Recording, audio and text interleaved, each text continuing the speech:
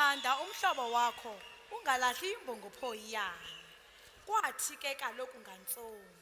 Khosi. Kwilizwe elithile kwakukho abahlobo ababini ababasenyongweni omnye komnye.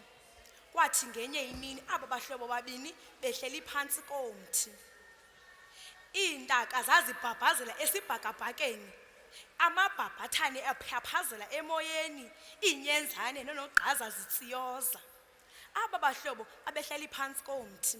Imini yangaloo mini yayizolile inesithozela nesidima. Athi ke ngoku aba bahlobo yayingumbotyi nolahle oluvuthayo amagama wabo. Athi umbotyi, lahle nto yakuthi, hayi masihambe siyodada, elanga liyatshisa. Heyi avume umbotyi, uqavile ke umbotyi. Benjenjeya umbotyi nolahle ovuthayo ubheke emlanjeni. Heyi babonwabile ngale le mini bexhelele xhugwana.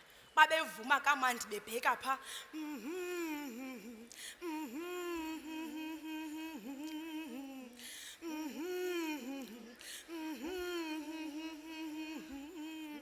Bahamba bayofika emlanjeni. Xa befika emlanjeni, athi umbotyi kulahle ovuthayo, lahle ovuthayo qala udade. Athi ulahle ovuthayo, ayikhona asoze ndiyenze loo nto. Kuba kaloku ulahle ovuthayo wayesazi ngenene nangenyaniso ungena kwakhe emanzini kwabe kuphelile ngobomi bakhe. Hayi umbotyi abona batyhini ulahle akafuna uqala, amtyhala amtshayele emanzini, angene ulahle emanzini, acime